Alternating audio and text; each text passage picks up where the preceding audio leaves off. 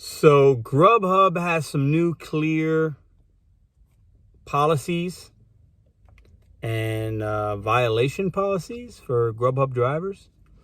If you're a Grubhub driver, you probably maybe have heard of it. If not, you need to watch this video if you're interested in that. Let's go. So I am Pedro Doordash Santiago, back with another video with the RideShare Guy. Thanks for being here. And in today's video, we're going to talk about my opinion, my thoughts, and what I've learned from others, actual Grubhub drivers, and what they've told me and what they think, what this means for Grubhub drivers, what it means for the future, what it could mean for active drivers that are out there just trying to make money. They say this is clear and it wants to prevent fraud. Let's talk about, I'm going to share in their words what they're telling us and what I think about it. Let's go. Okay, so I'm going to read to you guys some direct policy information from Grubhub. Now, I do recommend some of these things will be my opinion. They're not facts necessarily, but what I'm reading to you guys today will be what Grubhub said. And I'm going to go on a little bit of a rant, small rant, and share my opinion on how I think really what it could mean for the everyday driver. And let's read through the talk that they're giving us. Okay, so this is from Grubhub. By giving you clear guidelines for using the Grubhub platform, we're improving our fraud prevention process and creating an environment that protects and empowers Grubhub drivers. And when drivers succeed, the entire Grubhub network succeeds. Okay, right. Okay, so Grubhub introduction to these new violations policies takes effect February 1st, so we're past that date already. Now, that's all great. It sounds good, right? That's fantastic. Now, the thing is, it's like a 3 strikes and you're out kind of deal, from what I understand. I'm going to continue to read the Grubhub stuff. So violations, right?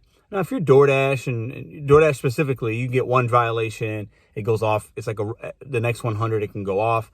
You can always report things. People say they didn't get food. Maybe you got a contract violation because you were late at the pickup or drop off.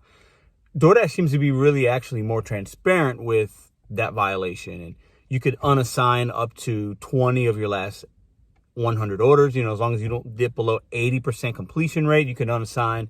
And the app actually shows you your percentage in real time, which is great. Grubhub is telling us basically this: understanding account violations. Okay.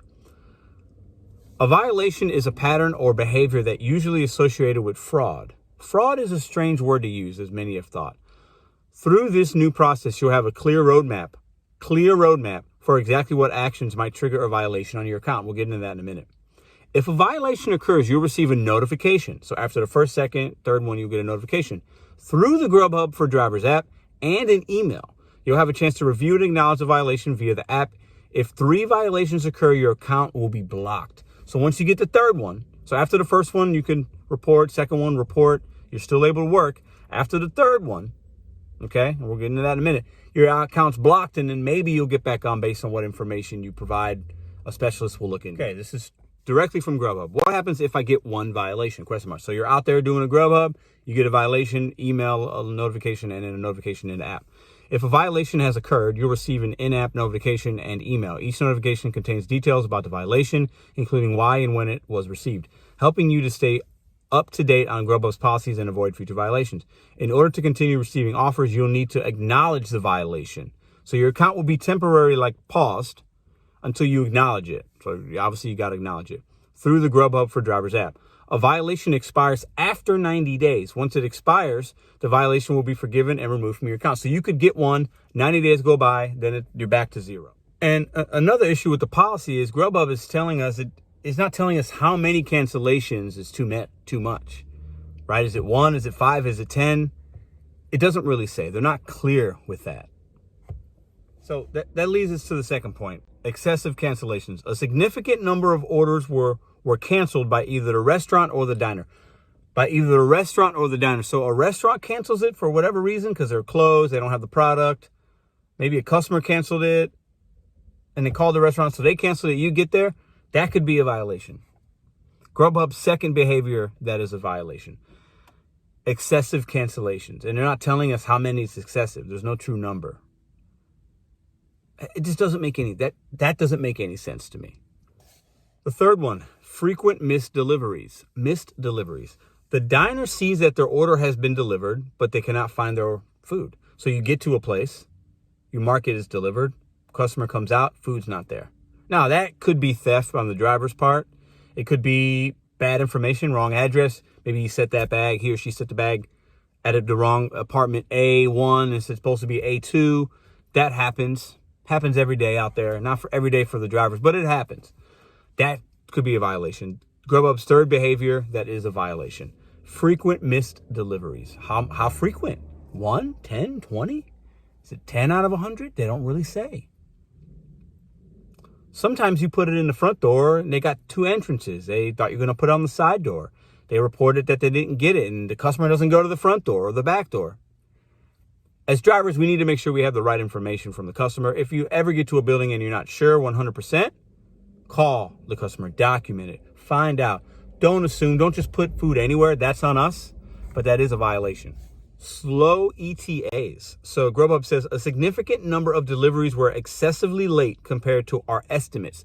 So Grubhub and these apps use GPS coordinates and traffic patterns to give us estimated times, and they know when where we're at.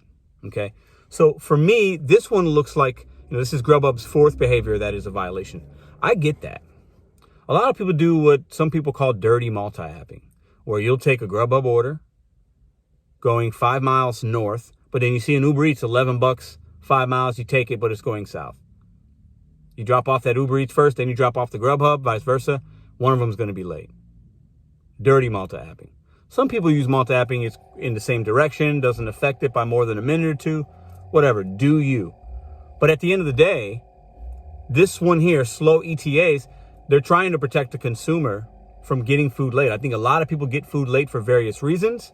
It could be fraudulent. It is against TOS, if you read it, to actually be running apps at the same time.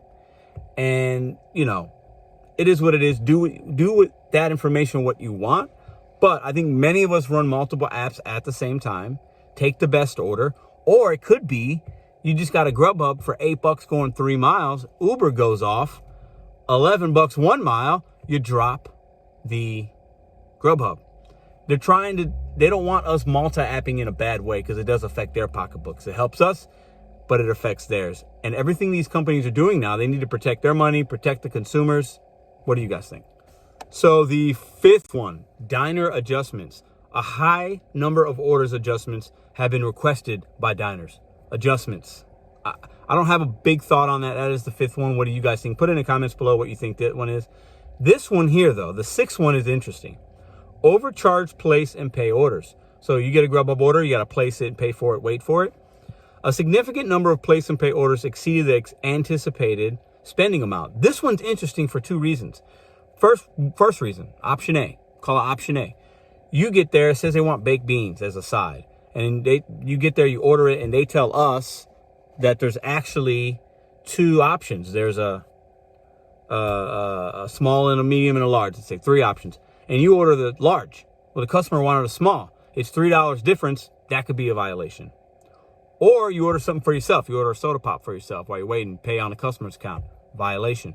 But the most important one is option C, which is interesting to me, is a lot of these menu item prices aren't accurate on the Grubhub website from what the actual merchant has, because it's seasonal items, new items, inflation. They've upped the price. They're not matching. So that salad on Grubhub app says $9.99. You get to the store, it's $11.99. That's not our fault. We should not be docked for that because there's a price difference. So in closing, this video is a little longer than normal. I know. Appreciate it. This is the information Grubhub's getting. If you're a Grubhub driver, look at the website, look at your app, read this line by line. Knowledge is power. But at the end of the day, in my opinion, this is my 2 cents I'm going to give you guys. These companies are going to protect themselves first, customer, then us. For me, I look at this like it could possibly be a way to get rid of OG drivers, maybe even premier Grubhub drivers, because they know those are the ones, we are the ones that are actually know how to work these apps, only take the good ones. These apps want all orders delivered timely. Okay, timely. I know Grubhub's did that whole If it's late, we'll give you a $5 credit. Like, they don't want to have to keep doing that. They want customers to keep ordering without giving credits. The only way they can do that is if we accept everything. If we say we're going to take it, we take it, because then that delays. If I drop an order for whatever reason, I don't like that there's no tip, I don't like there's a wait, that adds an extra 5, 10, 15, 20, 30 minutes, because the next driver's got to show up. Let's say that second driver does the same thing. Then we're adding another 5, 10, 15, 20, 25, 30 minutes. Grubhub is going to do everything they can to get rid of, they want new drivers. All these platforms want new drivers, because the new drivers take the trash orders and they don't ask questions until they understand how to do it, and then they become better and make more money for themselves. And in that case, that driver goes away, then a new driver comes in. They want new drivers. This is pickup drop-off. It's not hard. A lot of people can do this. The OGs out here that know how to multi-app, know when to throw away an order, know how to make the good money, are actually, we cost the apps money sometimes, I think. They want anybody to just pick it up and drop it off and say nothing. They want us to do all that. What do you guys think? That's my opinion. I think it's interesting. See you next time.